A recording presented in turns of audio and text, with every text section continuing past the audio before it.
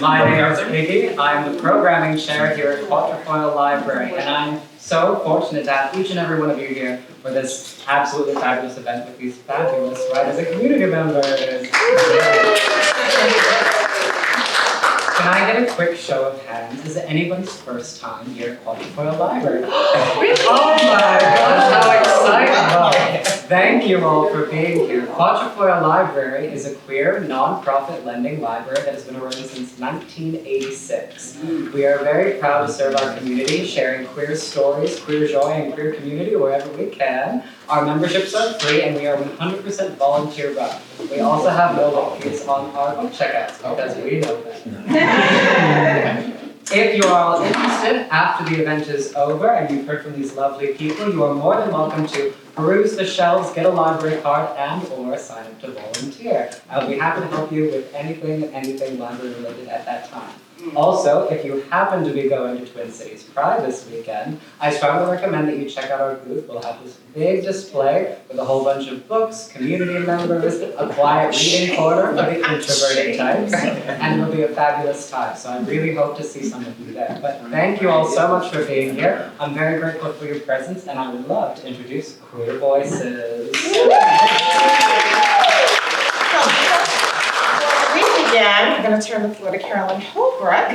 Well, thanks everyone for choosing to come here tonight instead of hanging out there with all the sunshine. You know? Yeah. Thank you for taking time to join us for tonight's edition of Writer to Writer, which is more than a single story and Hennepin County Library's quarterly event where writers, BIPOC writers primarily, are in conversation about their work and their lives. So we're really excited about tonight that the founders and the current curators of Queer Voices are here for a retrospective conversation about this remarkable program, which is the oldest, steadiest, longest lasting program for LGBTQA+ writers in the state of Minnesota. I actually think it might be the country. Because when we were curating it, that was one of the things that we found out, that it was what the one. Just saying. Yeah, I mean, there's so much stuff that starts here in the Twin Cities that people don't even remember that it started here. Oh my goodness. Anyway, I'm Carolyn Holbrook. I'm founder and director of More Than a Single Story. And we're a Twin Cities-based organization whose mission is to position the literary arts as a catalyst for cross-cultural healing and social justice. I know that sounds like a mission statement, so I had to read it.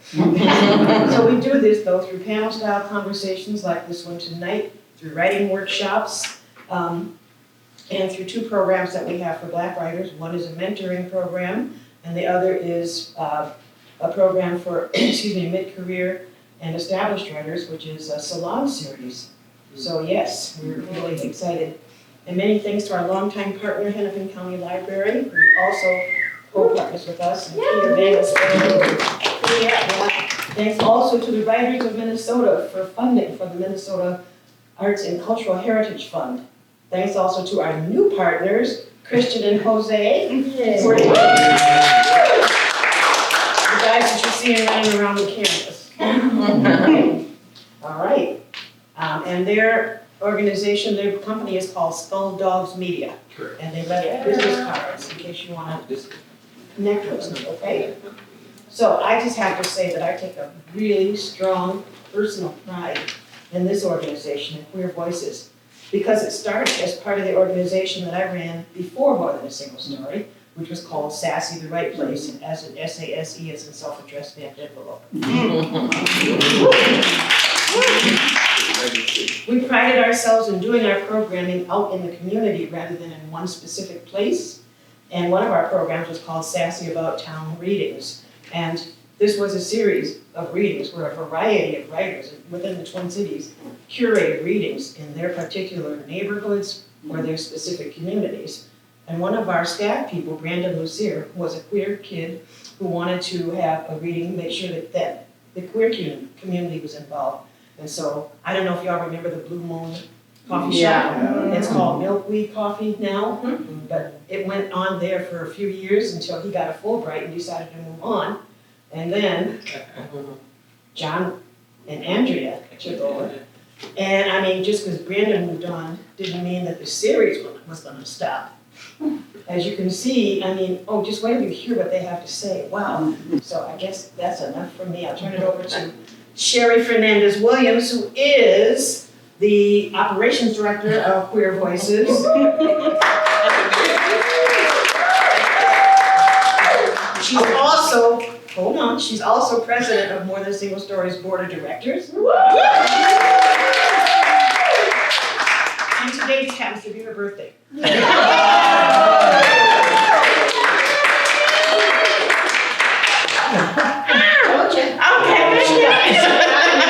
birthday in October. I know. We're doing another Yeah, year. that's true. I'm 55 today, so thank you.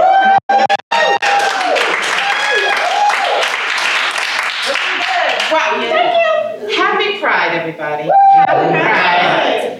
Thanks to all of you for being here and celebrating the history of queer voices and joining Carolyn Holbrook. And thank you so much, Carolyn, for inviting us. Thank you for Quatrefoil Library. Thank you, Iggy.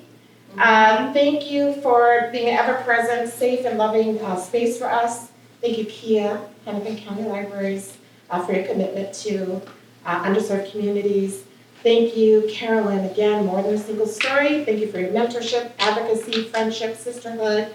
Carolyn has been creating beautiful, generous literary spaces for several decades and is still doing that today. I'm counting like the 80s, right? Somewhere around there. Whittier, Wade, yeah, right? We stand on your shoulders and we appreciate you. Yeah. And thank you to these amazing writers here, Ellen Brimmer, Andrea Jenkins, John Medeiros. I'm standing on your shoulders as well. Queer Voices has been an enormous gift to me and countless others, and I get to be here because of your tenacity. So thank you for that. And I also, we need to thank Myrtle Lemontad here for we are a team of 5 now. And Johanna Flores is not here. So that's the team today. And I just want to jump right into the conversation because these folks have beautiful things to say and I want to hear them. And Andrea, can we start with you? So as a matter of introduction, can you please share who you are in just a few words and then open our conversation with a reading of your writing? Oh, wow. Just a few words, huh? You realize we're writers, right? I know. No, my name is Andrea Jenkins. I'm a poet. I'm a writer. But I'm also a Minneapolis City Council member. Been doing that for about 8 years now. And wow, we used to introduce ourselves as co-curators of the Queer Voices reading series, but that title goes to 2 other amazing human beings right now. But you know, who am I? Yeah, I'll leave it at that, and I'll open up with a poem. Cause y'all got my bio over there, right? I I encourage everybody to please read the bios. I'm gonna read this relatively new poem. It was commissioned last year for the International Choral Festival, no, Gala. It was last June. 700 different LGBTQIA+ chorals from all around the world gathered here in Minneapolis, and they invited me to open the ceremony with a poem while they were singing. It was pretty incredible. The poem is called Heavy Breathing, Sunset over Lake Bidet on the Sky. If they come for me in the morning, they will come for you in the night. Anonymous. The purple one still matters. Dearly beloved, we are gathered here today to get through this thing called life. This we accomplish through song. Songs of sadness and joy, through stories of hope and love, pain and trauma. We sing with our hearts pouring like a soaking spring rain. We sing with our voices reaching upwards towards some yet unseen force, some energy greater than what we possess. Searching for the answers to the inherent injustices we encounter each and every day. We are on a journey to disarm hate, and we won't go back. That's the intersectional mantra, linking all liberation movements, connecting the personal to the political. It's how the murder of George Floyd is related to the erosion of women's rights. To choose her own destiny. Of LGBTQIA+ folks' right to love who they want to love. What is your response to love right now? And yes, Pride has a song. Sarah Ramirez singing Somewhere Over the Rainbow. Lady Gaga singing I Was Born This Way. Elton John singing I'm Still Standing. Yeah, yeah, yeah. Sing with me, sing for the year, sing for the laughter, sing for the tears. Sing with me, if just for today. Maybe tomorrow the good Lord take you away. At the end of heavy breathing, while watching the sun setting over Lake Bidet, Makaska, I remember Essex Hempel said, nationalism disillusioned me. And you want me to sing, we shall overcome? Who will be responsible for the destruction of human love? At the end of heavy breathing, after the sun has laid down for the night, a song of redemption remains. One love.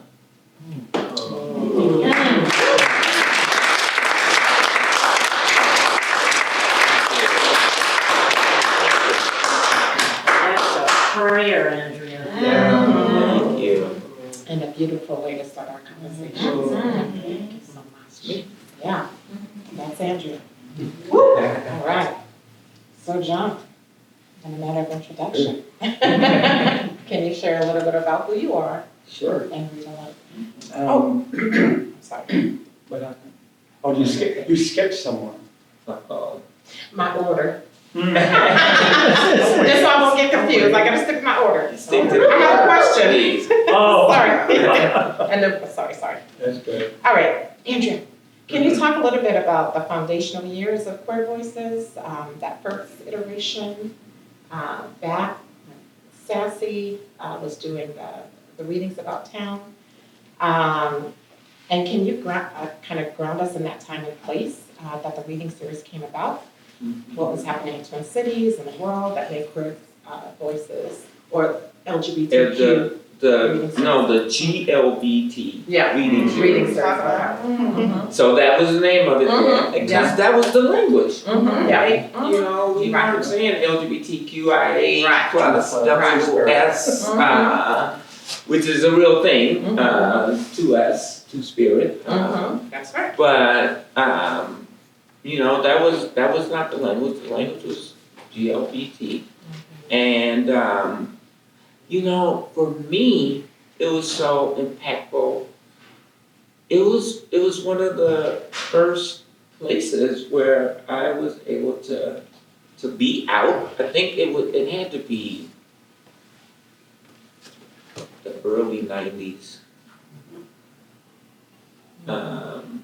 You know, so give a lay of the land. AIDS was still a really big thing. I was an activist around HIV and AIDS, but it had sort of reached this place where there were resources from the states and from the federal government. There was still a lot of stigma around HIV and AIDS, but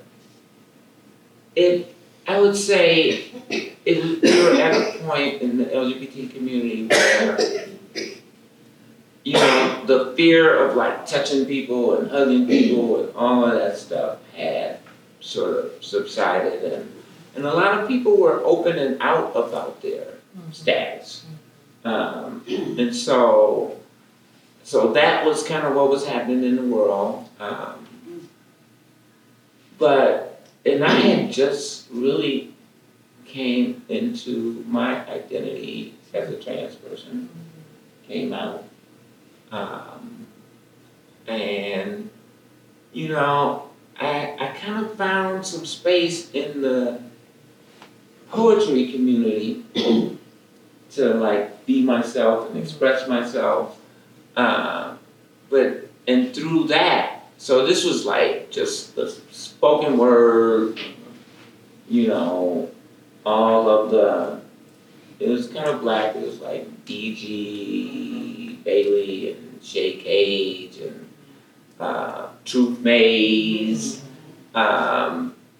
So I was kind of running in those circles, and they were open to my identity, but they didn't get it, right? Like we didn't talk about it really. I didn't feel comfortable talking about it. So I found out, and I think that's how I met Carolyn through EG, now that I'm thinking about it. Because he was on the board, right? Yeah. And so he kind of said to me one day, hey, you should check out this GLBT reading series, you know?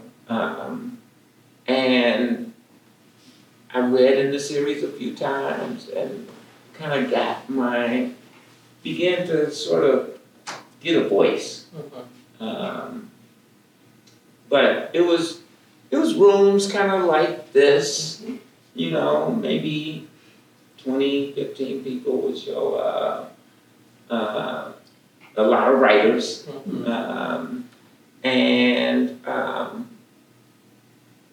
and then I would even go to other About Town readings too. I remember there was a woman that was in St. Paul who did a reading series. She was really well known. Yeah, Carol Conley. That one's still going. Is it still going? Wow. And it was, the reading series were kind of sort of community based, as Carol said, like There was the queer, there was the black reading series, Carol's reading series, I think was kind of focused on St. Paul writers, and a lot of sort of mainstream writers, I would say. She had more celebrity-based readers. But then Brandon left, and I was working at the University of Minnesota at the time, and John and I had this mutual friend, and how I remember, she said, "Hey, you guys should do this reading series together." I remember you being. You faithful lady. I mean, but it was all at the same time. But it all kind of converged, yeah. Which was how we knew it had to happen. Right, exactly. So I was like, that sounds like some work. Because it is. Yeah. Our friend was trying to get me to meet up with you. Uh-huh. She said, you gotta meet Andrea, and at the same time, you were sort of reaching out to me saying, you wanna start curating this reading series? I have just the person to do it with you. And so there were all these plans. Connections, yeah. And we started out. It wasn't at intermediate though, was it? No. Where was it? That came later, it came much later. It wasn't still at Blue Moon, was it? Mm-hmm. No, I think it was intermediate. I think it was intermediate. Huh? Oh, yeah, because that was Because before the merger. Yeah. Right. Yeah, so it was intermediate. We were using the space, but we weren't part of it. We weren't a part of intermediate yet. Exactly. And yeah, I think being in intermediate space kind of elevated the series a little bit. Yeah, and we started getting some amazing writers and readers in the program. It's a good thing that it was a co-curation. I think Brandon was really struggling with just being a single person. But some people did it, but it was monthly when we first started out. And that's like a lot, like trying to get, did we 2 readers or 4? Sometimes 4, sometimes 2. Yeah. Yeah. There's a lot of curating. A lot of curating. And I gotta make a public thank you to John. John did a lot of the curating. Well, can I? We were this is a conversation. Jump in. So, but you had all the connections. Right, so so it was a really good synergy. Right. Because you knew all the connections. Yeah. And what was happening was we started with 2. In fact, we were the first 2. Yeah. Because you didn't know what to expect. I was there. And you were meeting. That was one of our readers. And it started with 2, and because you were much more connected to people, and you were like, come to the series. And as that happened, people were coming to us saying, I want to read. Right. And that's why we did it. I think initially it was quarterly, just for like a couple of readings, but then we were doing it monthly because we had so many people who wanted to read, that's when we knew that we were meeting a need. And then we went to 4, because, it's like, wow, we need to give some space. And the audience kept getting bigger. And bigger, yeah. Because we told them, the idea was that the readers would, and there were different levels. They were very beginning, and then they were very established writers. And we told them that this is your opportunity to promote yourself as an artist. And so invite people, and they did. And we'd have a room full of people. Yeah, I mean, we could 60, 75 people sometimes. I loved it when we started doing the June queer reading at the library. At the library, we had a thank you Henry County Library at the Central Library, and we would expand it out to 12 readers. Well, what would happen was we would have people read each month, and then in June, we would invite everybody who read the previous year throughout the year to come back as a private celebration. And so we would have like 12, 15 readers. Which was incredible.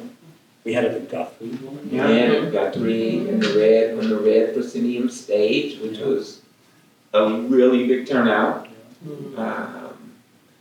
So it started out really organic and I would say it still kind of remains pretty grassroots for the most part. Till you guys got your fingers on it and institutionalized. But you got funding. Yeah, you guys got funding. Which I'm just blown away by. But that's kind of the early days. I don't know. There's more questions. Thank you. Can I just add one more? Because what Andrea just meant, when you were talking, I was remembering that year that we had a booth at Pride. And I'm saying it because Pride's coming up this weekend. So we had a booth at Pride, and we asked people to stop by the booth and write one line to a community poem. I remember And we had these flip charts and flip charts and flip charts. And then we took that and we typed it all up and we sent it to the mayor's office or the city council, and the city of Minneapolis put it on their website. And they had it up there for several weeks. It was kind of cool, and I think that helped promote the visibility of the book as well. Yeah. Wow, I had forgotten about that. But that was it made no sense. Your idea. The poem made no sense, but that was part of the idea. Pieces of it made sense. We kind of curated the lines. We did a little bit of. We didn't just put the lines in. We morphed it. So right. Sort of cohesive. I remember adding my line to that post. Yeah. This is wonderful history. Yeah. I love it. And we're going to get some more of it too. And John, I'd like to continue with you. Yes. If you'd like to share a little bit about who you are, and then share something about your Sure. own. I'm John. I'm from Rhode Island originally. I moved here in '94 and didn't know anybody. And I was diagnosed with HIV when I was 25 years old. I just turned 60 last month, so that's good. But I wrote a lot about what you were saying in the early days of the series. I wrote a lot about living with HIV and what that meant as part of my identity. Because of that, I put off going to law school and I went and got an MFA at Hamline, which is where That we a lot of us, Right. Hamline has to be acknowledged as part of history. I mean, seriously, it has to be. And Carolyn taught there. Exactly. And got an MFA at Hamline. And then after, so I'm talking about me, but also the history, right? So, and I remember I submitted, when I graduated, I made a promise to myself that I would always have something out there for consideration for publication at all times. And to this day, I'm still honored. Are you? Believe it or not. Yeah. So when I graduated, I had submitted an application to the Black Lock Nature Sanctuary Writing Retreat, and you were a judge. You were a judge for that. Remember that? Yeah. And I had never met you, but I knew who you were because your reputation preceded you. And when I was at a coffee shop after the judging was done, I went to a coffee shop and I saw you there. And no, we actually I reached out to you because I was selected, and I reached out to you to thank you for that. And you said, let's meet up at this coffee shop, and it was at that coffee shop. It was whatever that is across the street from Lund's in Uptown. I don't remember now, but across from Dunn Brothers, but there was something there. And we met there, and that's when you told me about Andrea and the Queer Voices series. You said, I'm going to connect you to, and email was not really like a big thing back then. I mean, it was a thing, but it wasn't like the only way of communicating. and that's how we got connected, because you had made that connection. And I had gone to some of the readings while it was part of SASE, and so I was like, I think that would be kind of fun to do now that I finished my MFA. And it was great. that's how I remember it. So I at the must same have time. been in my MFA program at the time. You were still in the program, yeah. Because I think I graduated 2005. Yeah, and I got that done in '09. Yeah. Yeah.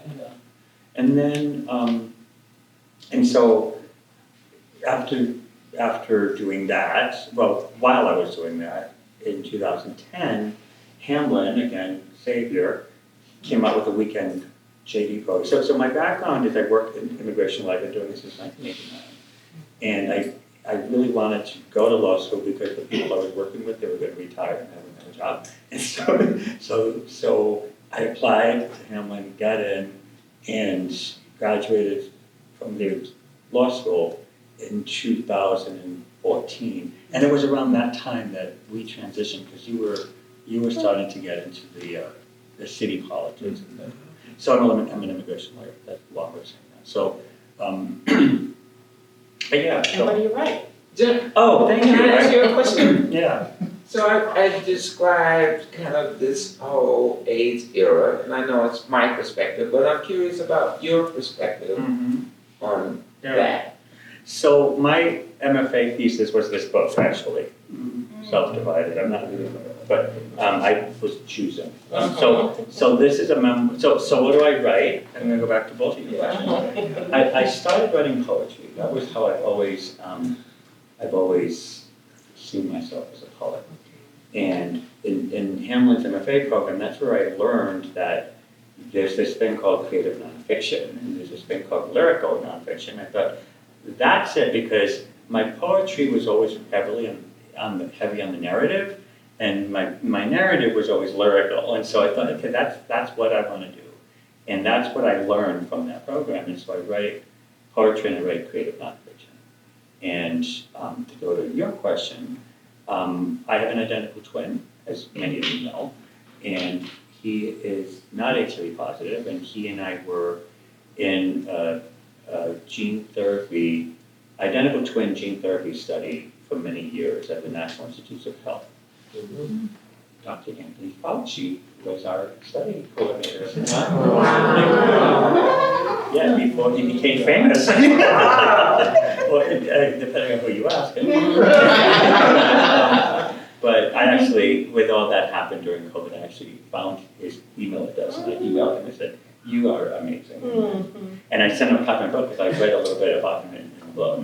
So the book is about, this is about how we claim identity when we're always a part of somebody else's identity. And I use my twinship to raise that question. So there are times when I'm apart from my brother, I'm gay and he's not, and I have HIV and he doesn't, and I embrace those parts of mine. That part of your answer to your question is I actually really embraced that because it gave me an identity that was separate from my brother's, which sounds kind of weird when I put it that way. But when you live your whole childhood and teenhood always compared to each other, that makes complete sense to me. And so I finally really work hard to get that. Yeah, absolutely. And so here I am, fully like self-actualized, different from my brother, being infused with 10 billion of his genes. And that's why I raised the question of how we claim that identity. And he's my best friend now, but we didn't talk for many years. So anyway, I get to read a little piece, right? Yeah. So I'm going to read something that, like you had mentioned. It's so funny that you said this because what I'm going to read is related to what you just said, and we didn't rehearse that. But you had said something about in the early days of the series, there was AIDS was still a big thing, and many of us are trying to figure out like how we are physical as a gay man. I'll put it on me as a gay man. How do I be a physical and sexual being in this era of people afraid to touch me or be touched by me? And so I wrote this poem called Quatrains for the Newly Unsexed. And I'm going to read you 2 stanzas, but there's really like 6 or 7 of them, and some of them were very risque, because it's very sexual, and some of them were very risque, and I don't think the publisher. No, but I didn't publish it. Oh, okay. But I'll give you a little taste. Okay? So, Quatrefoil. Well, I said that they didn't publish it, maybe that's. No, but the it's conversation, but not I want that to hear they- the story about that. It's not that they did it, it's that I didn't submit it because I was afraid. Oh, okay. I was self-censoring. Sorry to jump to another question. Inquiring minds. I can send you the full version if you want. Quatrains for the newly unsexed. 1, the kiss. It was all part of the experiment of dating, of seeing if we, as boys, could somehow lend our lips for merriment amidst the autumn dirt and corduroys. We came to learn that we preferred the lips of boys against our own. The lesson made itself known like the moon to the eclipse, and we shivered, but we were not afraid. We kissed until our mouths flared and burned red embers, jaws taut and tired, gasping for air, until the muscles in our faces bled, our breathing the only sound we could hear. And now they have the nerve to tell us kissing is no longer safe. Imagine the tongue, a deadly weapon, while reminiscing about the days when you and I were young. 2, displaced. Everything is a time bomb. Lips, tongue, hand, saliva, eyes, blood, throat, finger, mouth, skin, fist. And yet we are to remain human and keep all our desires hidden within. We've created a new closet, returned to the milk-soppy days of holding hands on park benches, weakened by all we've learned of the body and its hidden demands. But the body demands adventure, lest it becomes a barren and deserted terrain, an unknown ghost town, dispossessed of pleasures still considered perverted. Instead, we tread the landscape of desire, deprived of wonder and fascination, like refugees seeking a messiah to offer us more than masturbation. Wow.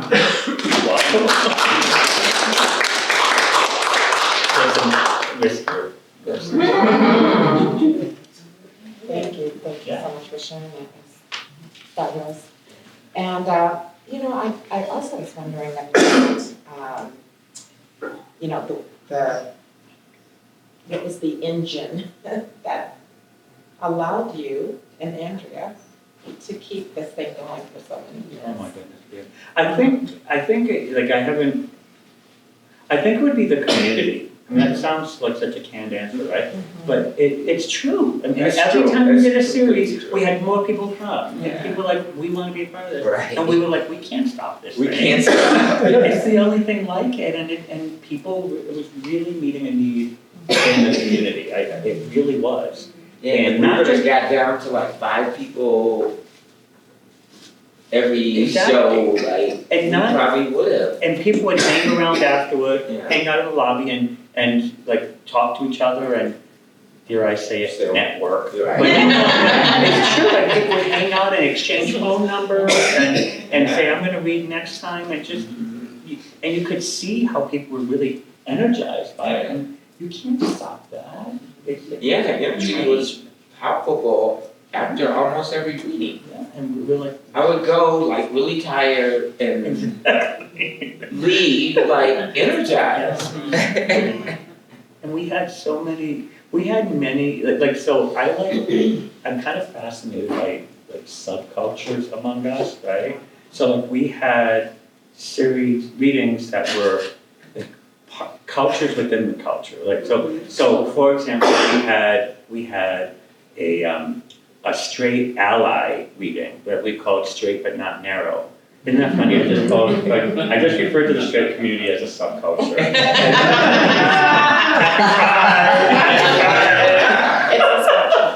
That means Straight But Not Narrow reading, right? We had a Muslim reading, which was amazing. Incredible. Oh my God, we had that beautiful state, 140 people. I'm getting goosebumps just thinking about pillows on the stage, and it was just, oh man, it was all amazing. And we had Asian Pacific Islander reading. So we were developing a diversity within the reading that sort of eventually became part of the identity of the reading, right? And I think that really kept us going as well, because we were recognizing that even though we were a Queer Voices reading series, we there were BIPOC people who didn't have a space to read, and there were Asian and Pacific Islanders who didn't have a space to read, and there was, and somebody mentioned the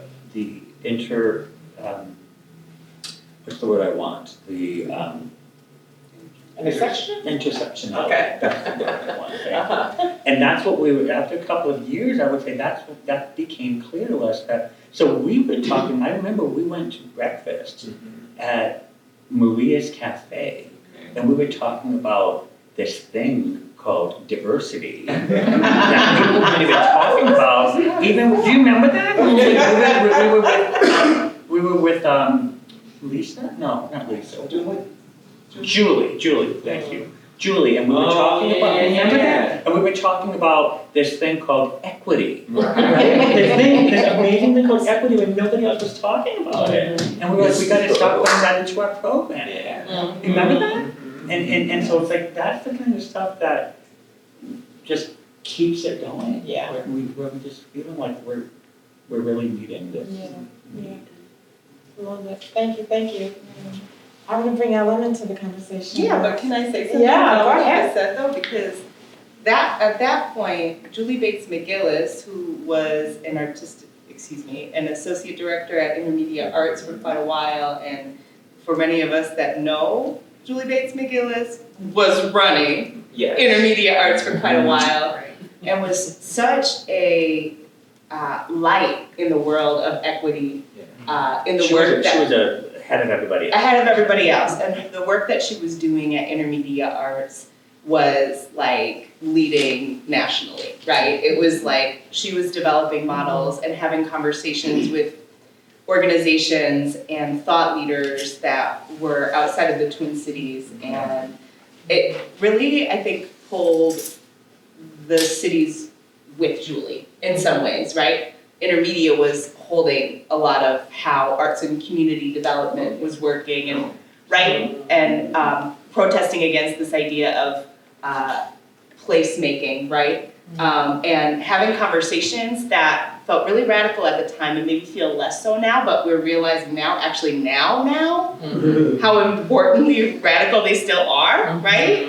Radical to the root, right? That Black feminist tradition of like, we gotta go to the real heart of the matter. And Julie Bates McGillis was not afraid to have these conversations with leaders. That's exactly right. That's accountability, right? That's also bringing folks with. And when we talk about the spectrum, another straight but not narrow ally, Julie Bates McGillis, I feel like, really just modeled the ways that being a cultural producer and being a curator is such a responsibility, and it's really important to continue to test your ideas and be confronted with like new ways of looking at things and doing things. Andrea, remember when we were working on the transition plan from SASE, because I needed to move on, and we decided to merge with Intermedia Arts. Yeah. We hired Julie. Actually, yeah, you That's did. right. That's how, you That's know, how she got because of the way, Mm-hmm. everything that you're talking about. Right. We knew that she would be willing to go there.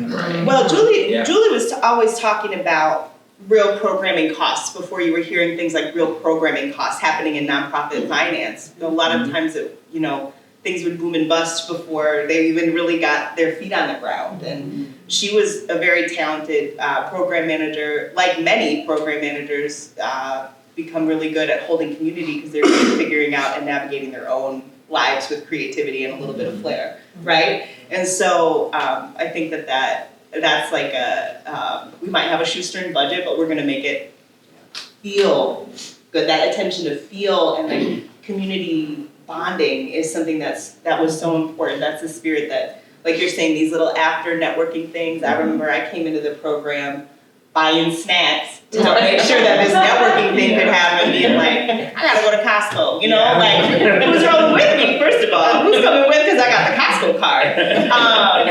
Community development, but I got ahead of myself. But my first time at a Queer Voices reading was when I was still in college. And you probably don't remember this, I probably told you this, or maybe I've always been too shy to tell you this. We might be too old to remember. Right, But I do remember now the whole Julie conversation at Maria's. Yeah. Yeah, so you came back. Yeah. Lots of good planning happens at Maria's over corn pancakes. I first went to a reading because Leslie Adrian Miller, my professor at St. Thomas, said you gotta go to a reading for this poetry class. So I was like dwelling in that closet-ish. I don't know how in the closet I was. I really like to think that I was, sneaky. I was not. But I went to some vibes. I wasn't out there. I was participating in activities. I was all but out of the closet. How about we say that? I had like an elbow in the closet, being like, I'm not. Anyways, that's a whole different story. It's a side mission. Trying to stay focused. But it's not a subject, excuse me for interrupting, No! but it's a spectrum, and that's the whole, Right. that was what we were trying to communicate with the whole series from the beginning. You can be anywhere on the spectrum and still be part of this community. Right, and you can be, and you're welcome to come in and share space. And I think Elijah Rose was one of the readers Oh, yeah, I remember for that. that. I don't remember, and y'all both read. Yeah. And someone else read, I don't remember who. But I remember being in that reading and being like, oh wow, this is like special. This space is special. Intermediate theater is special and intimate. And where have I found myself? But then also feeling like this sense of like untapped into energy, right? Of like, oh, this is maybe a precipice or a threshold. I didn't know that like 10 or so years later that I'd be working with the program or by any stretch of the imagination co-editing a book with y'all or any of that. But I don't see how it wasn't already in the room with us. Because there's something that I noticed even in that, like, I wish we, we're not digital like that. I don't have the floppy disk or whatever the fuck that I put that response on. I probably had to write that on notebook paper and handed it in person, which we're doing now again as teachers. But I feel like, that was an experience that I take with me and I think of often. You just don't know. You don't know how important those readings are going to be. I think Jacqueline White read with Elijah's. I think that sounds familiar? very familiar. That sounds very familiar. From my husband, my trans husband. Yeah. And I just realized we're not allowed to say that anymore. I'm told it's like a very annoying millennial thing to say, LOL, but one last one. But I'm remembering now that a friend of mine that also came out of the closet after college was with me at that reading. I love that for us. We had such a good time. And then we went to Barbette after. Anyhow, the things you could do in Uptown. What am I supposed to be talking about? You're actually talking about it. One thing I didn't do was introduce yourself. I'm Ellen Brimmer. And I use they, them pronouns, and I'm a chatty Cappy, so I'm really glad to be here.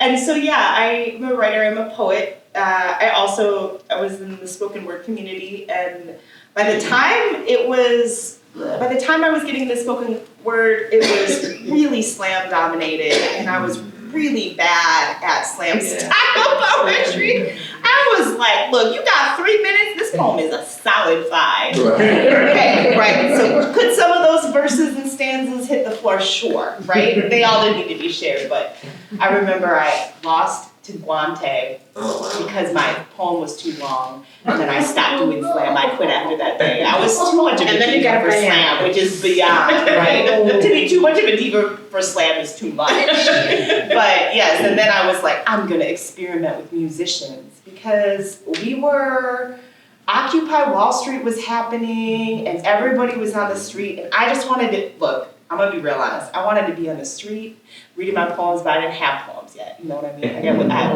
wanted to be a writer, but I wasn't really writing, as we all have maybe been at some point. And I was like, I just took my Baraka with me and I was on the streets reading Baraka. And I have complicated opinions about that man now, but at the time I felt like this charge of radicalism, and also felt like this sense of like millennials of my cohorts were also like looking at each other and being like, what the actual fuck is this world we're inheriting?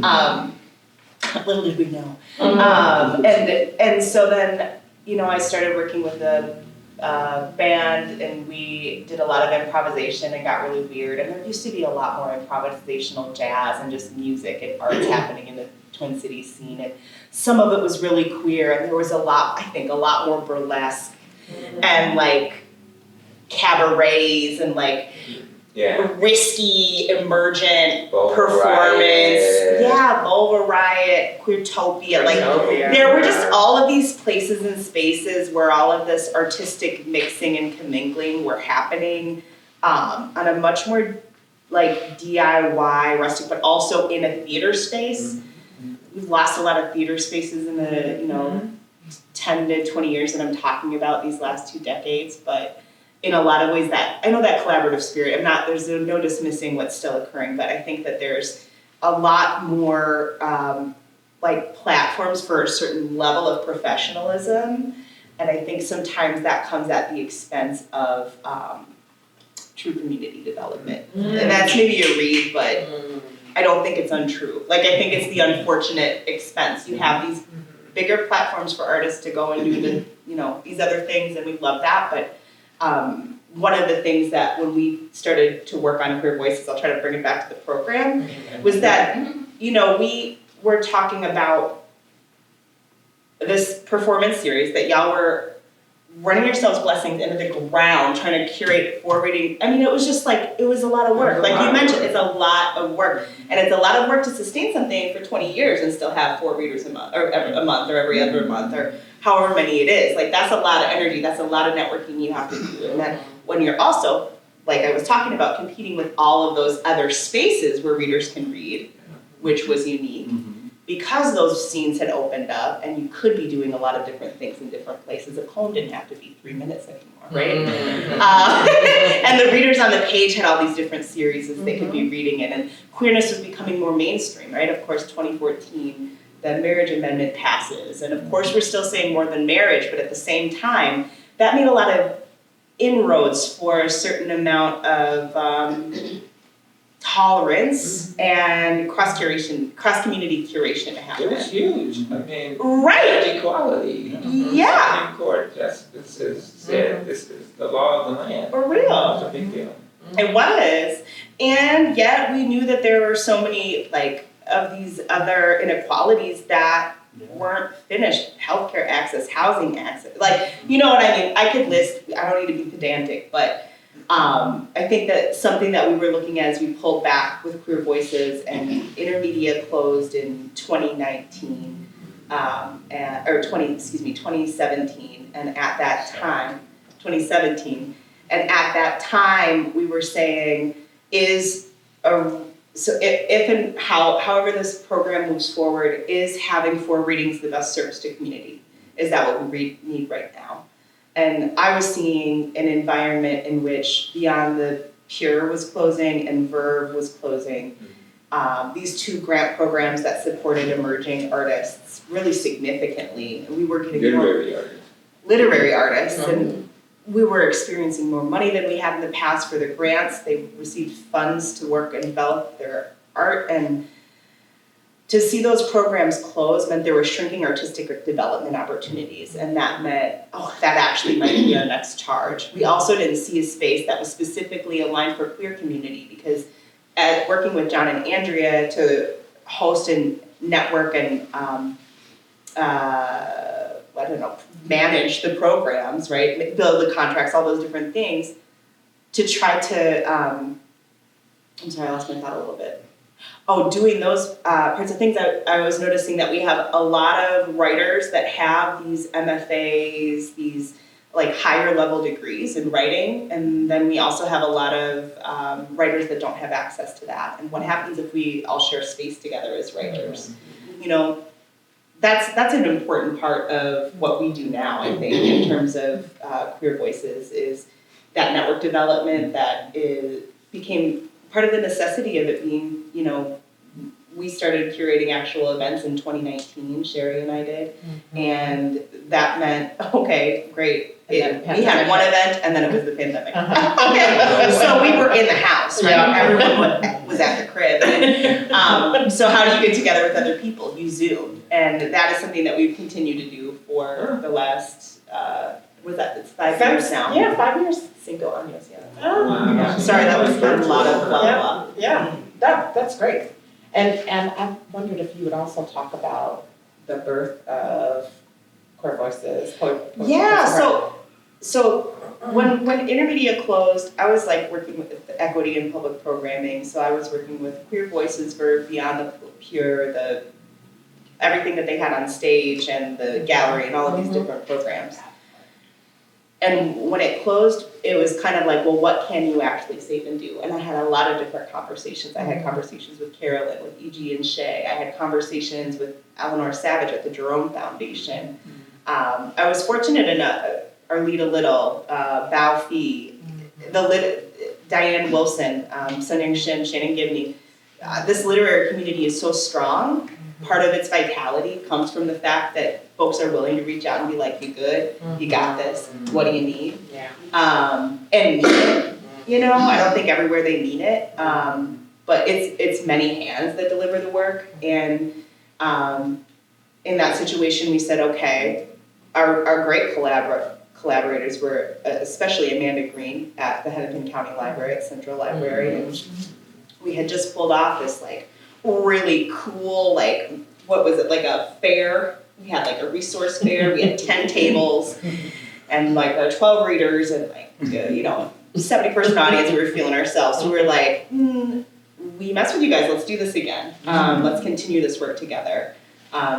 You have some of the pieces we need to make this work happen. And Quatrefoil, we worked with Claude Peck, who was the board director at the time, in order to establish a relationship for our more routine readings outside of those major ones. And again, it's many hands make light work. It's figuring out what kind of collaborations have the strength to even hold just a corner of it, or just to hold a logo online. Yeah. Yeah.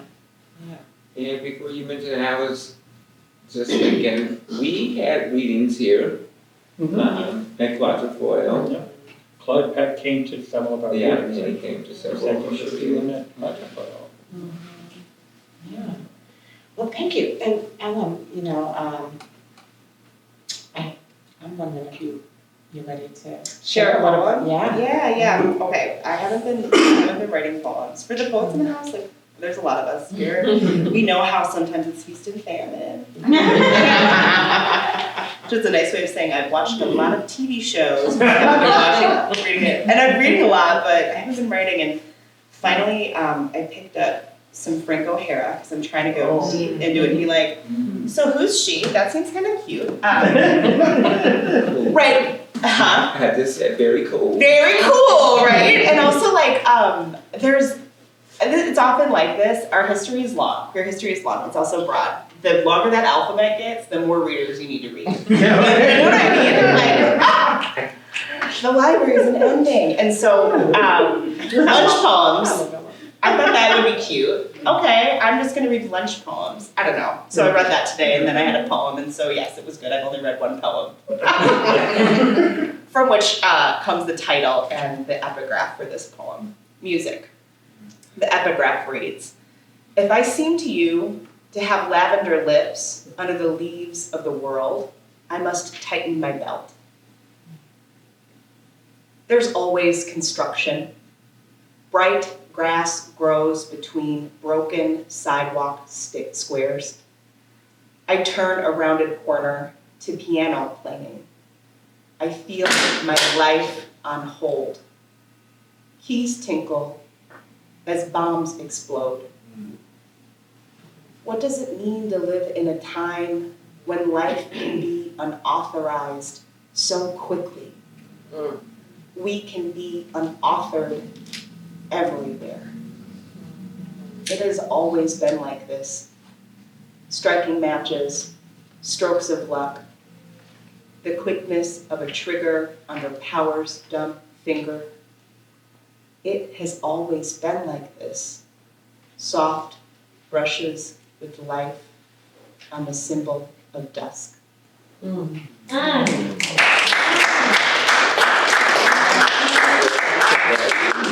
this is brand new. Spanking. Like this Brand is spanking. Okay. thinking like, I should can't give up my poetry. No. Today, you wrote that. Today, I know. Today.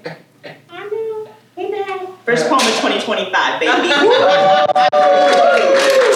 birthday, Sherrie. Oh, thank you. I feel so special. Okay, this is great. I have a question for all of you. All right. And I think, Alan, you did a great job kind of giving that intermediate history, and wrapping that into the conversation. So thank you for that. For everyone, please share any memories you have about the wide range of voices that's come through a Queer Voices stage. Any thoughts you have about what Queer Voices means, why we're still doing this after 32 years, and why there's such a strong motivation to never let it go. Man, I think, well, clearly we've all been kind of talking about memories. Yeah. But, and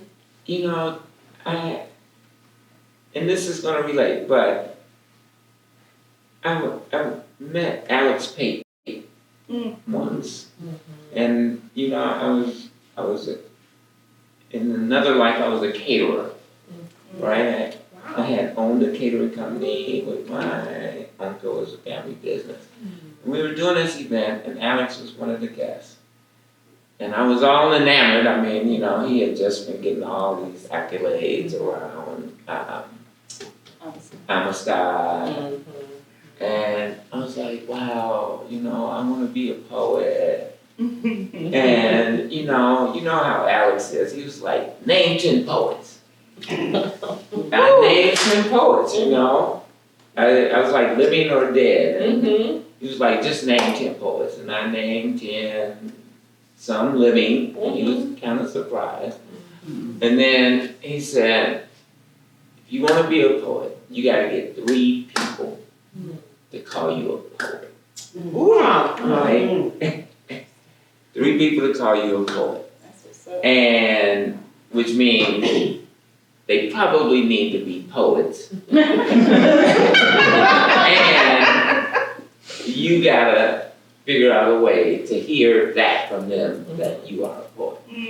But, and how this relates is that I think, because as John said, we had some people that it was their first time on stage reading their poetry. And one of those people I remember is Roxanne Anderson. Roxanne first shared poetry on the Queer Voices stage. And it was like blown you away poetry. Like it was like incredible poetry.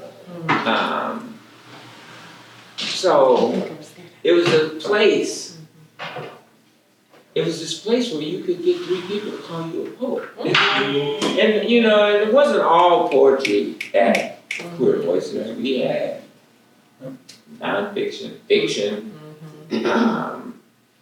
literary, creative nonfiction. I mean, there was some incredible readings that we had over the years.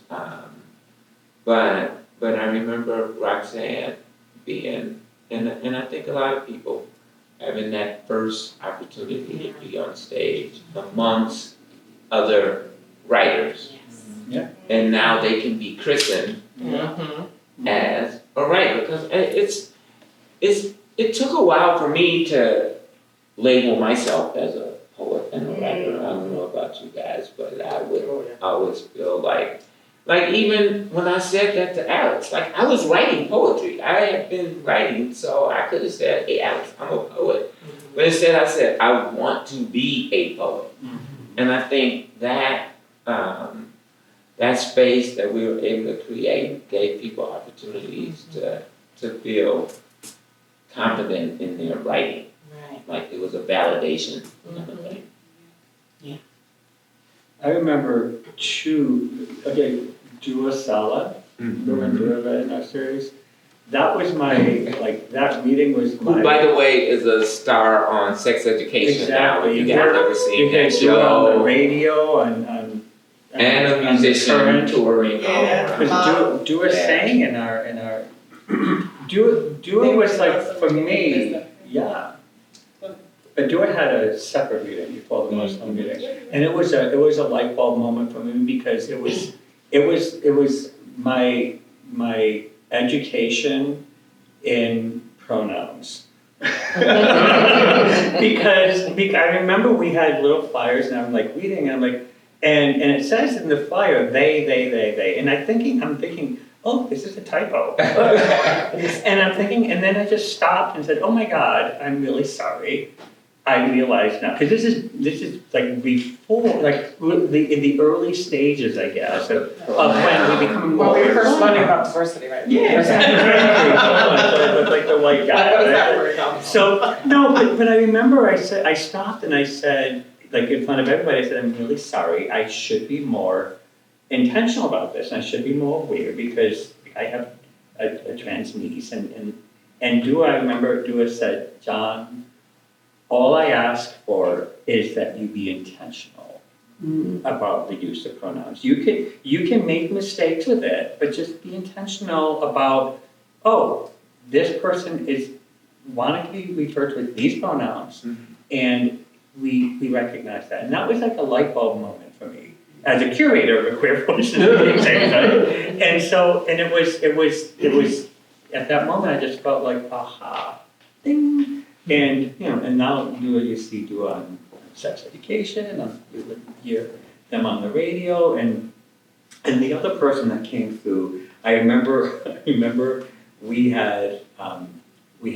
doing these series, and there was this woman in the back, and I was like, I don't know who that woman is, but she keeps coming. There was a woman who came like 3 or 4 times, and then like the 4th time she came up to me, it was near the end of our readings. Our run, and it was Ann Regan from the Minnesota Historical Society Press. And she came up to me and she said, I've been coming to these readings and I just sit here and listen. And she said, I never knew there was such a wealth of talent in the queer literary community. I mean, and that's something we can't make happen, right? As curators, we just give the space. But really, we have still amazing talent in this community. And that's when she came up and said, we want to do an anthology, which is the anthology that's on the table there. And Andrea and I talked about an anthology way early on in the process, and Julie Bates was like, we don't have money for that. No.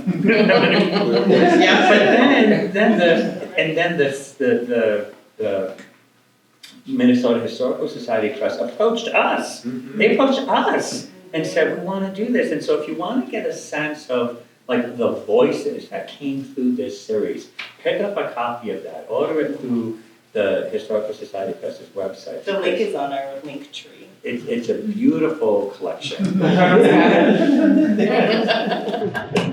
Thank you. And that's the other meaningful moment. I think the moments that step out. Our Minneapolis poet laureate. Yes. Exactly. There's some kick-ass names in there. Yeah. And even if you don't recognize the names, the writing is still kick-ass. It's really good. It's really, really good. Yeah. Remember that whole process? We met at libraries, Here's your stack. Right. For real. Yeah, we had a lot True of conversation. I'm gonna ask if you and Ellen would sign my copy, Yeah. We gotta get that signed. please. I'm thinking about just this year how many memories we've made. Sherrie and I had a little, I'm calling it a pipe dream in 2023. Yeah. We said, how are we gonna ask for this much money? And we just kept on adding some things, and Yeah, that number kept growing. part of the reason I teamed up with Sherrie is because Sherrie has a background in arts administration too, and I was like, if there's somebody that can help me build this, if we're gonna build it, it's Sherrie Fernandez-Williams. Yeah. And I was not wrong. No. That's how we knew we passed the baton on to the right people. Because we don't have arts administration backgrounds. Yeah. Andrea and I mean. Yeah. That's all. Yeah, I mean, I was the board chair of intermediate arts, but. No, but I mean the actual like- programming. Right, I The was actual the programming programming, is what I meant. Okay, sorry, I can't do two things at once. I'll be like, yeah, but I'm just thinking about like how impactful it's been to have writers come together just to write, both in our writing circles, which I think are writing bursts. They're the backbone of our programming because it gives us informal social time with writers. It gives people an opportunity to write, check in, have a sense of togetherness. It's not about where you're at or where you can get to. It's about can you roll out of bed and press on, Yeah. which not everybody can. But at the same time, like it's so much. It's like it's accessible for folks living with disabilities and differently able, or further away, or have kids, or it's like there's some point of access there that is pretty awesome and accountability and like projects are getting written. Fabulous. And then I'm thinking about, we've been on retreats and we built memories that way. We had this market and the thing that I remember is after we were done cleaning up, all of us curators were like, we did that. And then we took a picture together and I think we just went home and collapsed. But it was just like this whole like a whole new era. It felt like a whole new era was birthed this year. And so, Yeah, and we have beautiful zines. We have. We're almost done, but Editor. the last days we're pulling together such a beautiful. Yeah. Oh, I mean, that's right. Thank you. That was what I was saying. Okay, What so about you? I was gonna What you say that one of the things that Ellen and I have talked about is in terms of one of the things we really appreciate about the two of you, John and Andrea, is that you always read in the reading series and you always stay committed to your own writing and and so that was a promise that we made to ourselves that we'll continue to do that. And so and that's a part of our discussion today. So where's my book? I just gotta say, that was a lot of pressure to come up with some new work. All the time. All the time, Yeah. But it pushes. We jump-started. Yeah. Jump-started the evening. Yeah. Yeah, it's a beautiful way to start. And I read in Quatrefoil, I think the first one was 2008. And you talked about, people, first time like publicly acknowledging, okay, I am a writer. It was my first time publicly acknowledging that I was a queer writer. I remember you telling me that. Yeah. Actually. And this guy, Doug Beck, he was the first person I came out to. Oh, That's wow. right there, yeah. Wow. When we were in Sassy, we were cohort members. And I just needed to tell somebody, like, I fell in love with this amazing woman. You all know Buffy. Like, anyway, sorry. Okay, sorry. That's gonna be hard to follow, you know that, right? So I have two short poems. Well, I'll read the first one, but the second one is more celebratory. This one is like depression, but then it has uplift. Okay. And it's called She Be Like Damn. She be all tired. She be flattened like a house shoe. She be full of compunction. She be remembering what was said. She be told what she deserves. She be believing everybody. She be weeping in the bathtub. She be like her mama. She be lying.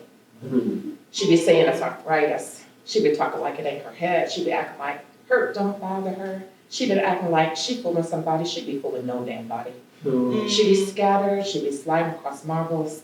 She be grabbing onto nothing. She be almost breaking her wrists. She be lying on the floor. She be holding her stomach. She be trying not to vomit sake cake. She be wishing she ate the almonds instead. She be losing. She be wanting breasts. She be told she ain't getting shit she want, and she be still wanting shit.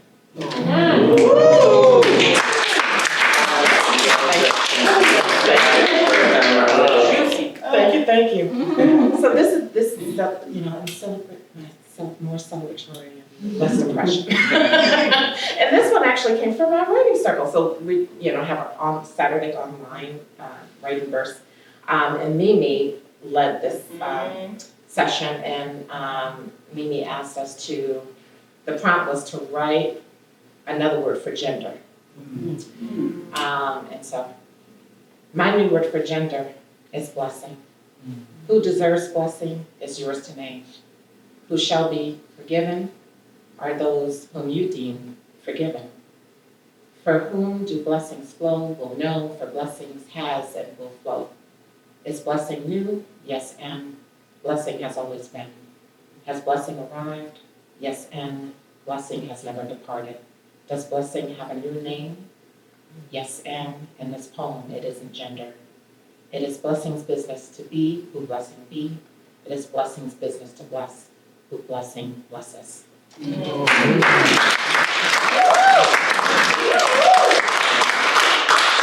Thank you. Yeah, Q&A.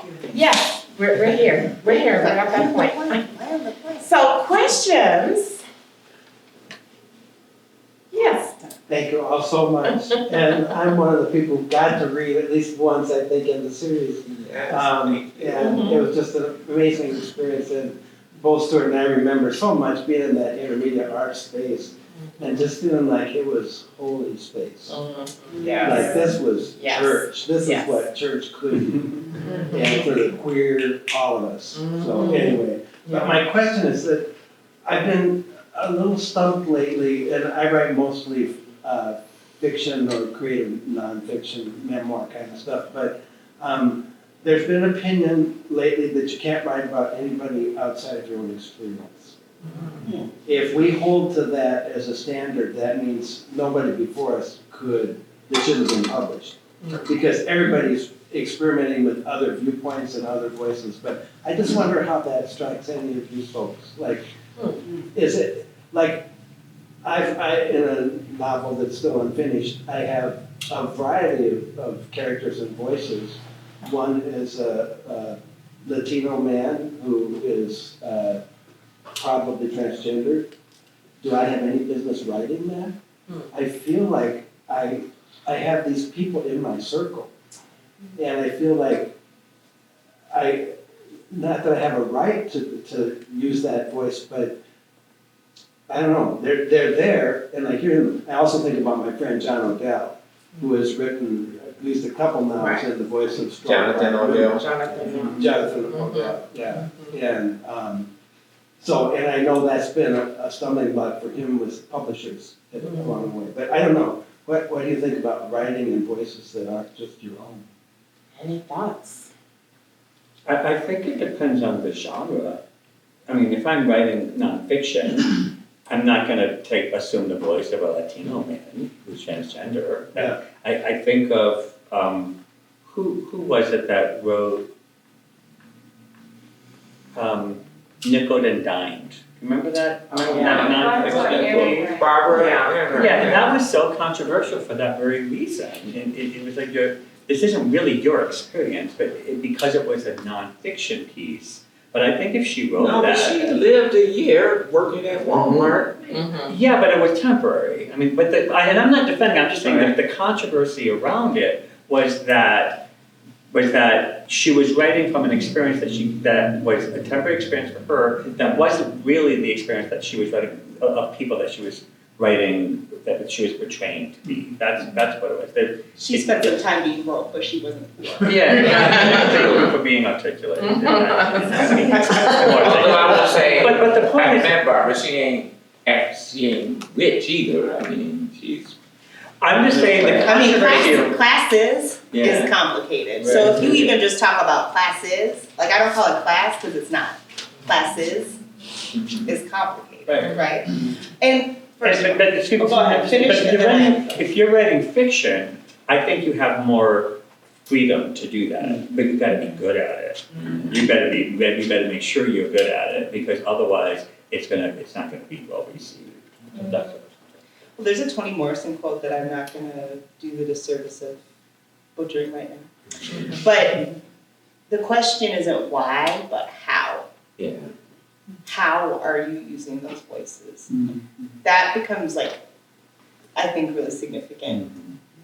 in terms of the queer literary history, we wouldn't have Giovanni's Room if James Baldwin wasn't interested in kind of exploring that in order to exploit attitudes that we have about Americans in France, perhaps, right? And so, like, thinking again about that how question. And there's a book by Paisley, thank you. You know when you're like halfway there? Called Appropriate.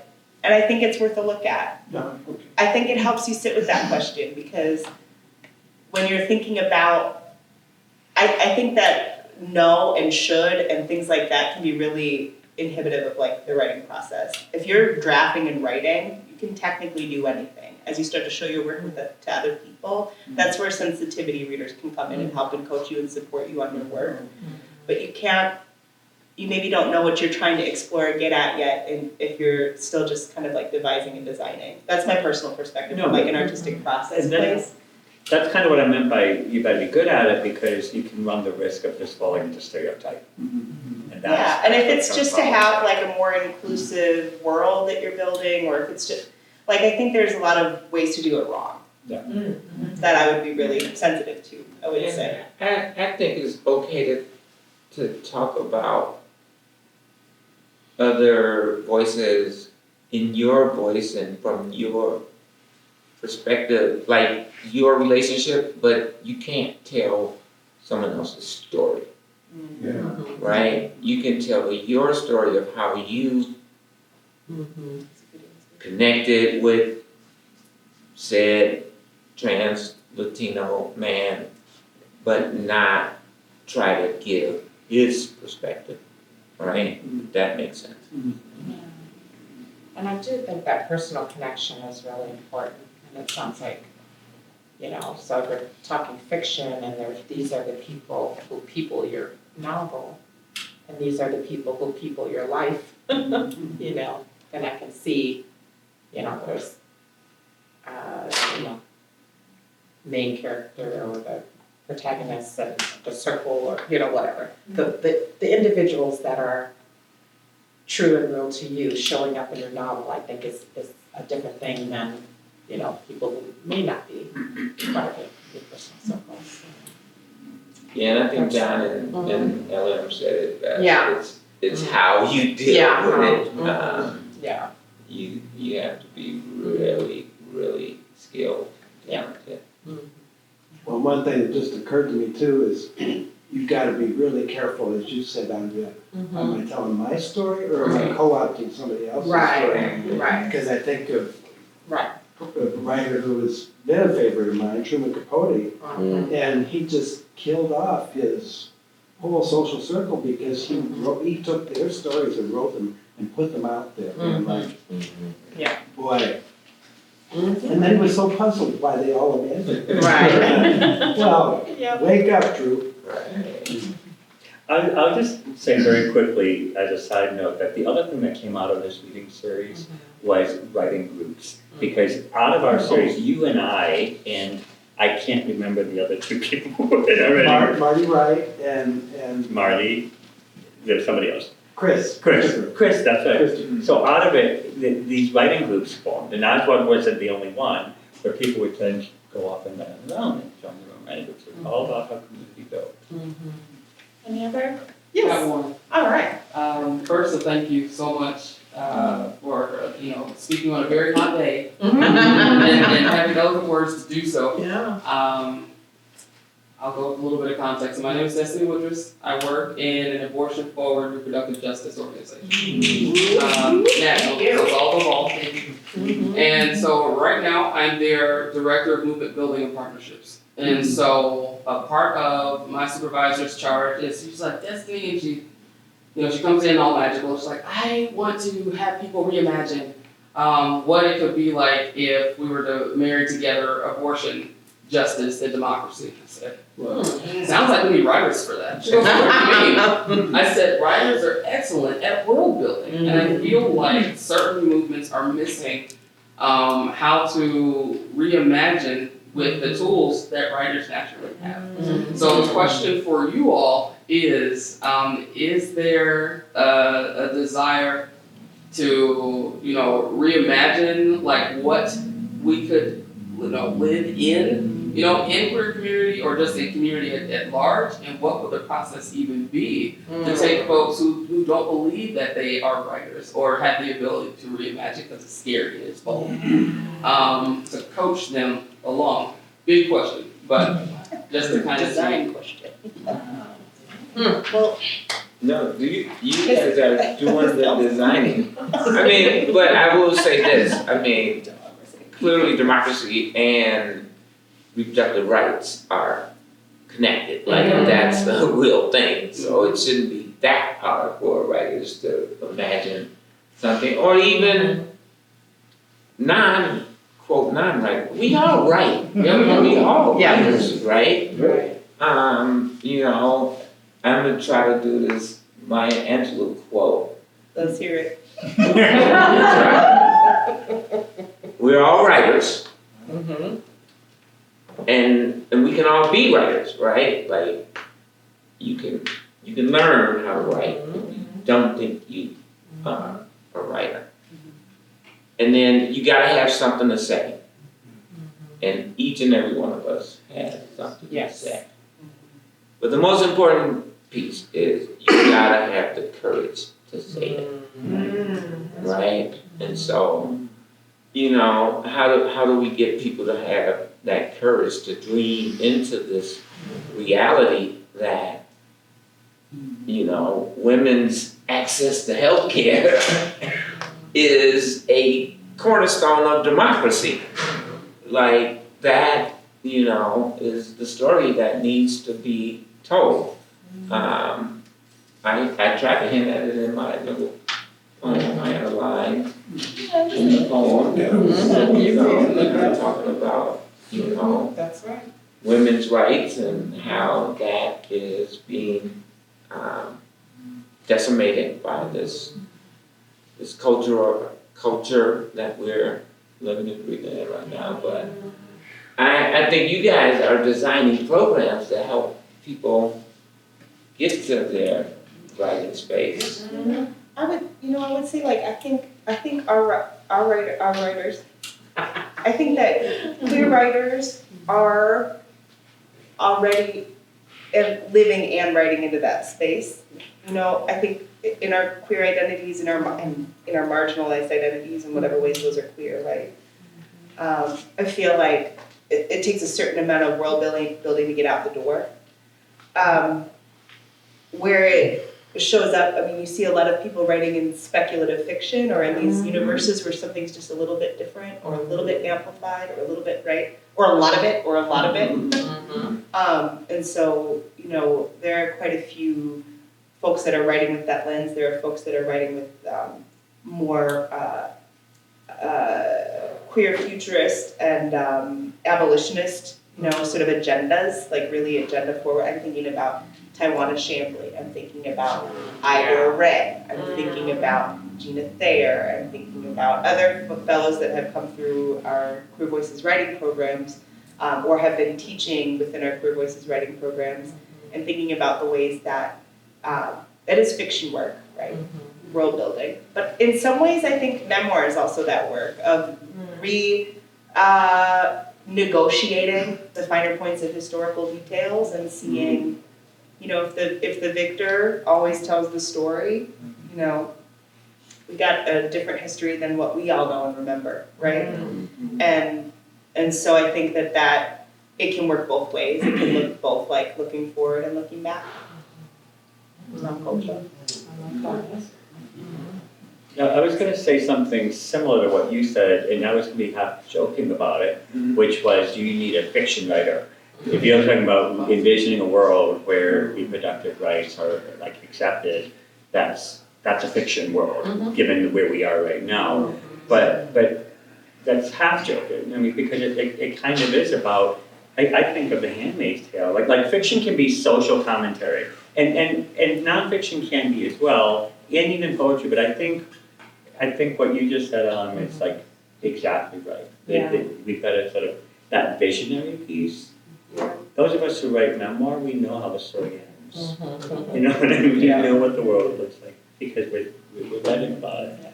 But And I have a friend who's like a super pro-Marxist, and she's always saying, enough dystopia, let's do utopia. And Exactly. I mean, we can give you some names. Also,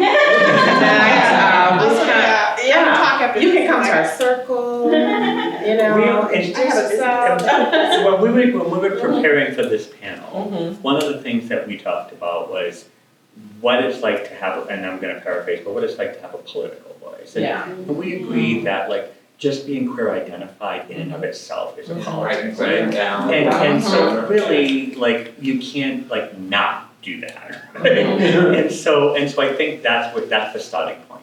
That's like this is what we're writing about. This is who we are, writing about democracy and writing about reproductive rights in democracy. No matter, you could write hello and it's gonna be a political statement at that point. Thank you. Yeah, thank you. Sorry. One more? One more? Not so dense. Going once, going twice. Okay. I think we're good. Thank you.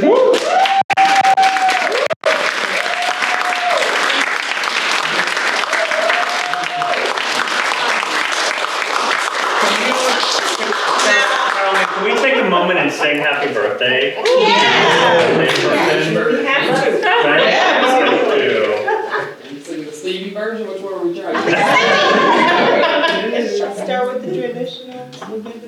You have to decide. And a one, and a two, and a Happy birthday to you. Happy birthday to you. Happy birthday, dear Sherrie. Happy birthday to you. Thank you.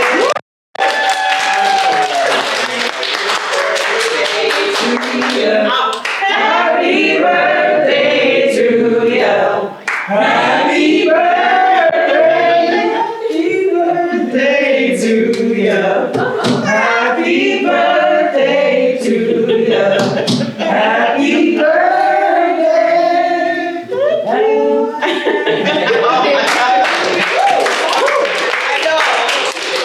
Thanks, everybody, for that. Thank you for your brilliant words and insights, and I've just been on cloud nine. Thank you for listening. listening questions. Yeah. And all your amazing leadership. And yours. And I wanted to share a couple things. Carolyn, you have a deadline coming up. I do. June 30th for Go Back and Fetch It. Yes, which is our mentoring program for early career writers.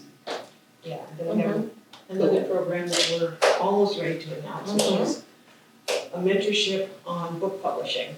Oh, there you go. Including Ann Regan as one of the mentors. Excellent picture, that's what it is. Nice, nice.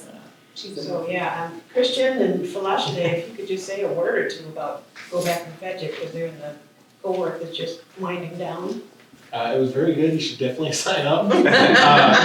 I mean, fellowships and mentorships are just one. They're a really good way to find community, and I guess just turn the camera on to myself. It's a good way to find community, and then also because it is a mentorship, you're also getting like genuine help with your novels from actual writers. Like for this cohort, I happen to be working with Shannon Gibney, people for fiction writing. So that's really exciting. And then also, met with, kind of had a phone call or whatever with Andrew Carr, who is, publisher of Penguin Random House. So like, it's fun for networking and for just in general getting feedback and advice for your writing. But then, also the names of the people that are helping you aren't anything to sneeze at. Nice. Did you learn anything? Maybe a thing or two. A little bit about publishing, a little bit about, in fact, actually, I'm not a poet. I don't consider myself to be a poet. We had it was Michael Cleaver Diggs. He mentored us, and then, I don't know, some of it was inspiration from that, some of it was just the forces of the universe blasting into me, but I ended up, the subsequent month, or to writing 111 poems. So, you know. I feel good about myself. Amazing. Wow. Yeah, it's been really valuable. I will just like second a lot of the stuff that you said, like, it's been really valuable in terms of like expanding my like writing community, and it's been really comprehensive in terms of like helping me to understand like the full kind of spectrum of like starting out with a piece and like going through to like publication and like learning all of these different steps. Yeah, like the mentorship, like the mentors have been like really amazing, hard-hitting like folks who I'm grateful to be in community with. So yeah, it's been really valuable and really fun. So Yeah. yeah. Wonderful. Can I share another couple of quick dates? July 10th, right? July 10th is the zine launch, and Falashade Adesanya is the editor of this amazing zine. Amazing. With 22 writers and artists featured, it's gonna blow your mind. Right. So July 10th, 6 to 8, and that's virtual. And literally, we have the QR code, so you can register. Yeah, you can register pre-sale. And pre-sales for the zine. And then also, July 12th, we're starting back up with our Saturday morning writing first, virtual also. And then public readings will be happening this fall. Yeah. We made a commitment, all right? Yeah, they're waiting to do. Yeah. Thank you, Carolyn. Thank you, Thank you Carolyn. so Thank you. much. Thanks